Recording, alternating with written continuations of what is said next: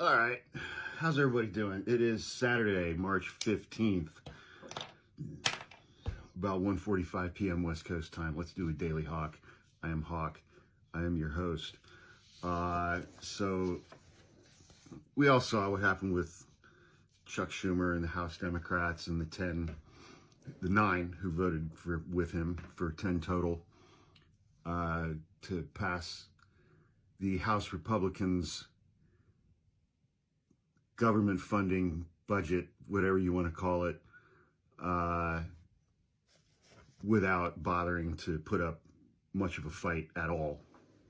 So that was super fun. So Congress is not in session for the next 2 weeks.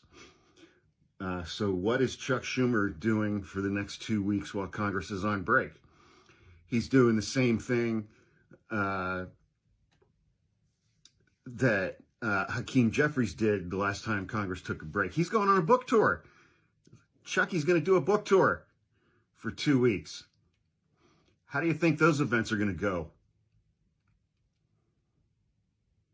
Yeah. Okay, let's dive in. From the New York Times, Power, Money, Territory, how Donald Trump shook the world in 50 days. They go through a lot of the stuff that he did over the last 50 days. All of it's terrible. All of it's awful. The system America took 80 years to assemble following World War II proved surprisingly fragile in the face of Trump's assault. A revolution in how the country exercises power across the globe. In the span of only 50 days, Trump has done more than any of his modern predecessors to hollow out the foundations of an international system that the United States painstakingly erected during the past 80 years since it emerged victorious from World War II. Oh, God. And then they just list all the terrible things that he did. No one knows how successful Mr. Trump will be in ripping asunder what every American president since Harry Truman has built, an era of institution building that Mr. Truman's Secretary of State memorialized in a book entitled Present at the Creation. To live in Washington these days is to feel as if one is present at the destruction. Yeah. Here's a shocking headline. Democrats begin to lose faith in Chuck Schumer. Democrats have long found the flip phone that Chuck Schumer still insists on using as an endearing quirk that illustrates how committed he is to his way of talking to all sorts of allies all the time. After how he handled the spending fight, many inside and outside the Capitol are starting to see the phone as a metaphor for a leader who's out of date and refusing to change as politics changes radically around him. I think that's accurate. Democrats are reeling from playbook. Chuck Schumer is reeling. His fellow Democrats are fuming. President Donald Trump and his Republican allies are gloating.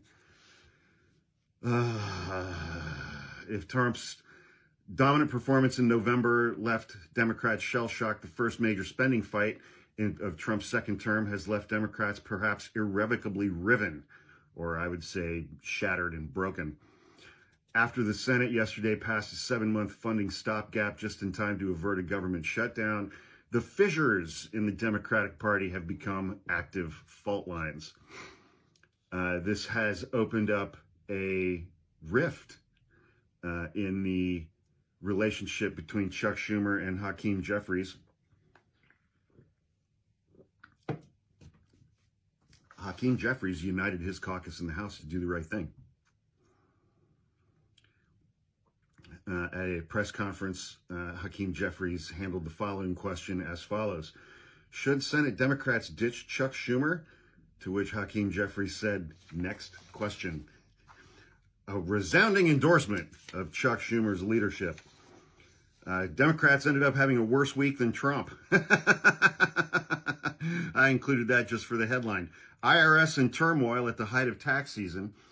So they've already fired 6,000 or 7,000 IRS employees from the departments focused on enforcement and small businesses. So if you have a small business, there you go.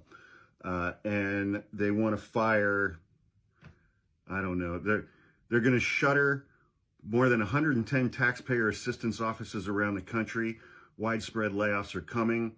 Elon wants to get rid of 50% of the IRS's workforce.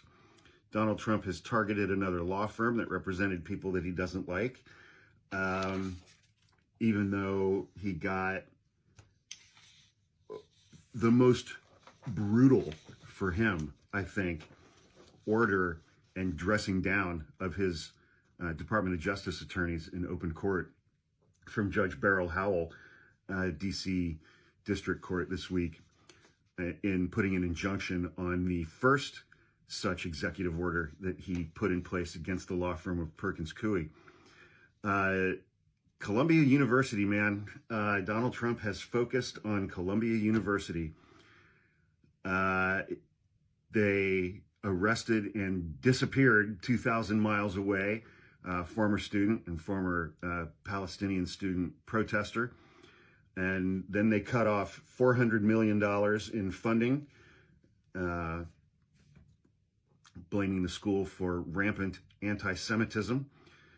And now they're demanding that the school fire leadership of at least one academic department and seeking direct control over certain departments within the university.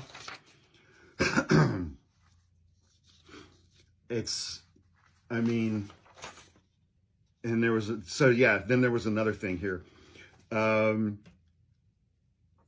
President Donald Trump has been threatening to withhold federal funding from colleges that do not get in line with his agenda, from transgender athletes participating in women's sports to diversity, equity, and inclusion programs.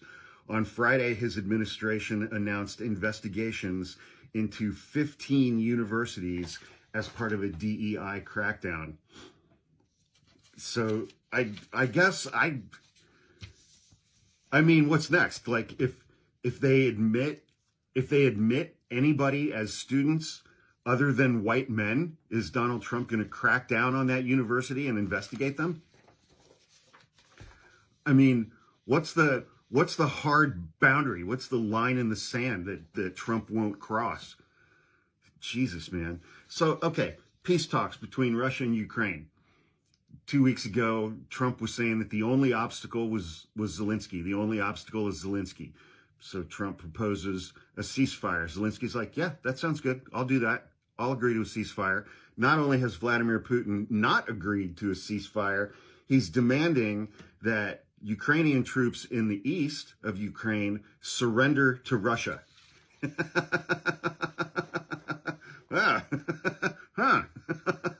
If you were a Ukrainian soldier, would you voluntarily surrender to fucking Vladimir Putin?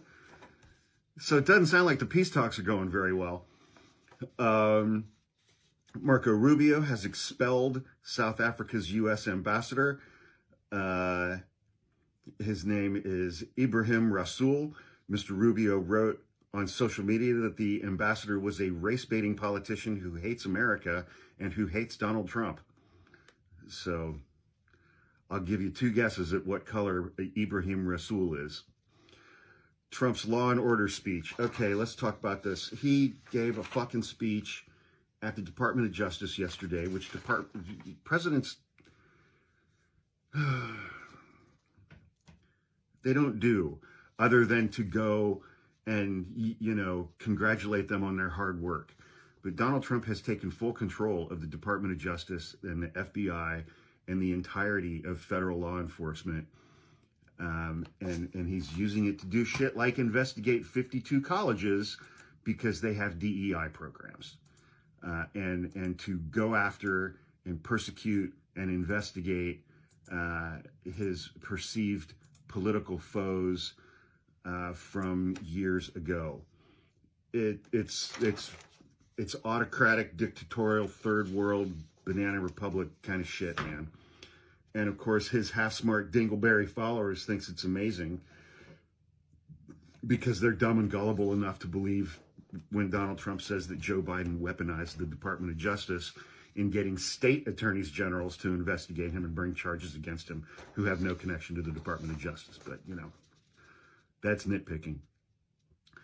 Let me see if there were any quotes in here.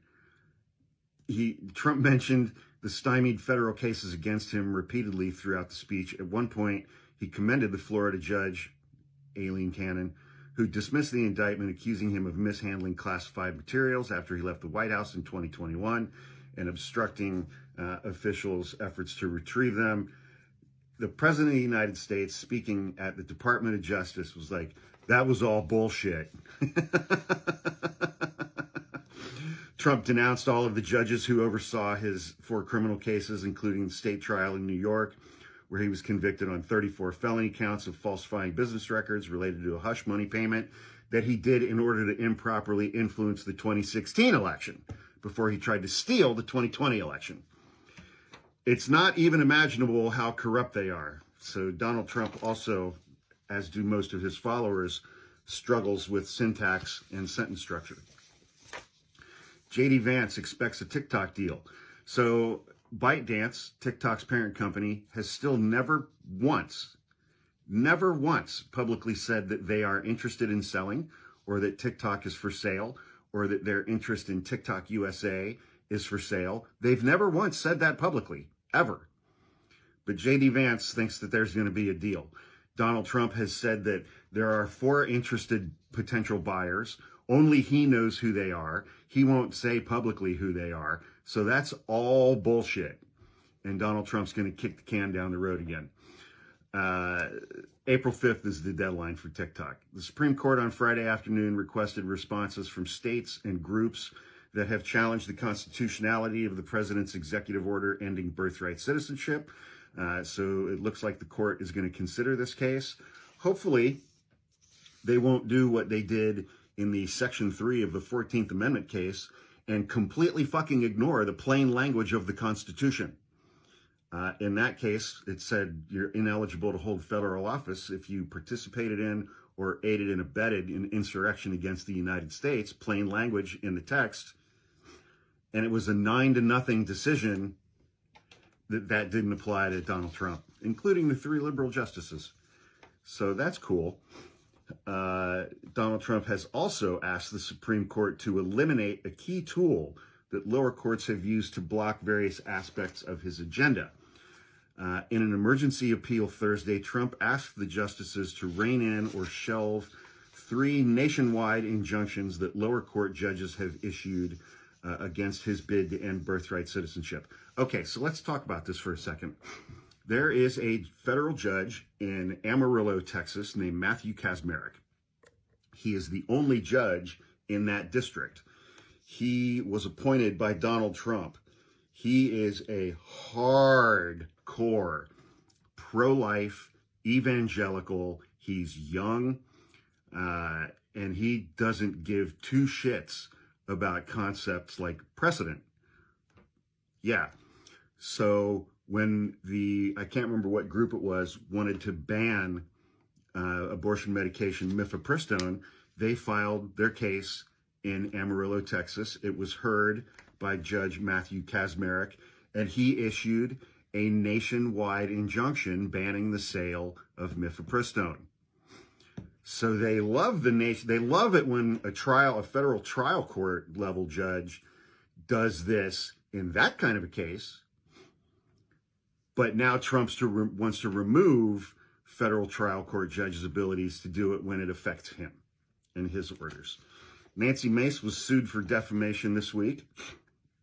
Last month, she went to the floor of the House of Representatives and in great detail recounted sexual abuse. I think it involved her being drugged at the hands of 4 men, one of whom I think was her fiance.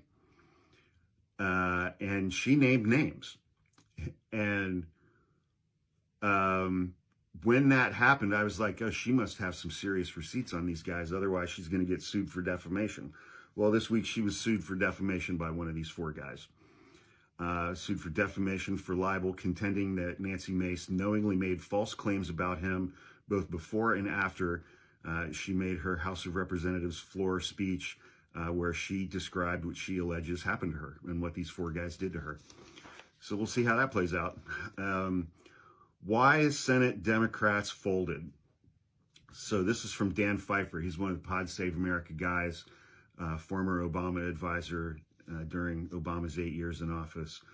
Why they folded. There was no plan, no strategy, no attempt to communicate honestly and forthrightly with the base. Where have we seen that before? At no point did we know what Democrats were fighting for or what victory would look like to them. Schumer and some Senate Democrats wanted to be seen as fighters up until the moment the fight was supposed to start. Accurate. Everyone hoped that Mike Johnson would fail to get the votes in the House, which would force them into negotiations with Democrats, but that didn't happen. And there was seemingly no plan for what Senate Democrats would do if Mike Johnson did get the votes. They had no plan B. Let's close it out with this banger. Donald Trump has appointed a guy named Leo Terrell to head the Federal Task Force to Combat Anti-Semitism. And earlier this week, Leo Terrell shared, either on Twitter or Truth Social, a post from a white nationalist named Patrick Casey, in which post Patrick Casey declared that Donald Trump has the power to revoke someone's Jew card. And that was reposted by the new head of the Federal Task Force to Combat Anti-Semitism, Leo Terrell. He shared the Wednesday post by Casey, who was once the executive director of Identity Europa, which is a now defunct white supremacist group that I think became Patriot Front, the guys who march in their khakis and the blue shirts and the masks and their ball hats and their flags. NBC News profiled Patrick Casey back in 2018 and wrote, he and his roughly 800 fellow members believe ethnic diversity damages the country. Emboldened by President Trump's rhetoric on race and immigration, they advocate for allowing only Caucasians to immigrate to the United States in order to maintain a white supermajority. In Casey's perfect world, whites would live among whites in North America, Western Europe, Australia, and South Africa. Blacks would live among blacks in Africa. Asians would live in Asia, and Hispanics would live in Latin America. Ethnic diversity has proven time and time again in many studies to be very detrimental for social cohesion, social capital, and it's just not a good model for society, said Mr. Casey. Leo Terrell, who is black, the new head of the anti-Semitism department, reposted Casey's reaction to Trump blasting Chuck Schumer in the Oval Office this week, saying Schumer isn't Jewish anymore.